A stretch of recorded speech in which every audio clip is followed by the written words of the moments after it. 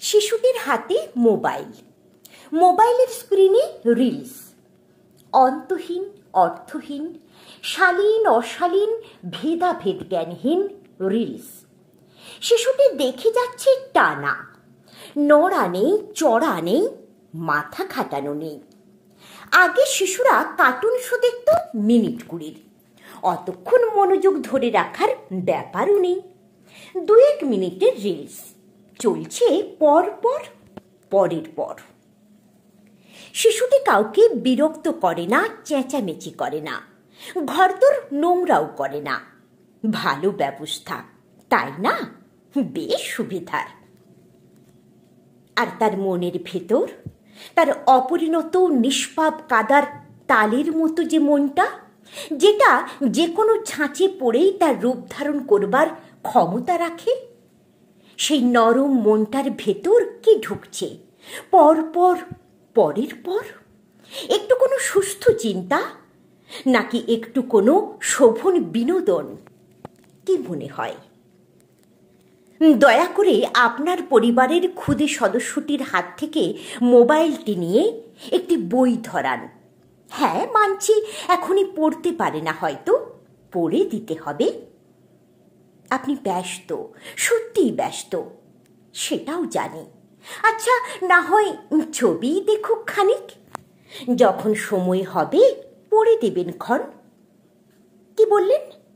ছিঁড়ে ফেলবে, নষ্ট করবে? এদিকে যে মনের সুকুমার কোমল বৃত্তিটাই নষ্ট হয়ে যাচ্ছে, তার কি হবে? আচ্ছা বেশ, বই না হয় নাই দিলেন, সাদা কাগজ আর রং পেন্সিল দিন, হিজিবিজি কাটুক। কি ঘর নোংরা হবে? বিশ্বাস করুন, ওর মনে যে নোংরা ঢুকছে তার থেকে বেশি নোংরা হবে না। আর না হলে ব্লকস দিন, কাঠের বা প্লাস্টিকের, কিংবা মডেলিং ক্লে। তাও না পেলে সাবেক খেলনা বাটি, গাড়ি কিংবা পুতুল। কিছু তো করুক, হাত দিয়ে, মাথা দিয়ে, মন দিয়ে। অন্যের বানানো কিছু উদ্ভট কিংভূত কার্যকলাপের রেকর্ডিং দেখে মগজ ধোলাই না হয়ে নিজের মনে খামখেয়ালিপনাই করুক না হয়। আপনার শিশুকে আপনি কিভাবে বড় করবেন সে বিষয়ে আমি সামাজিক মাধ্যমে উটকো লোক গায়ে পড়ে জ্ঞান দিচ্ছি। আপনার বিরক্তির উদ্রেক হতে পারে, মানছি।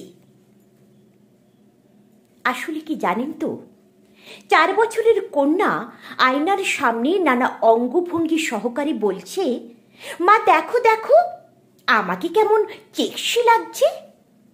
ছোট্ট তো, উচ্চারণটুকুও করতে পারছে না। আর মা বাবা তার কথা শুনে গদ গদ হয়ে বলছেন, দেখেছো কি সব বলে, কোথায় যে শেখে কে জানে। সদ্য দেখা এই দৃশ্যটা আমাকে খুব ভয় পাইয়ে দিয়েছে।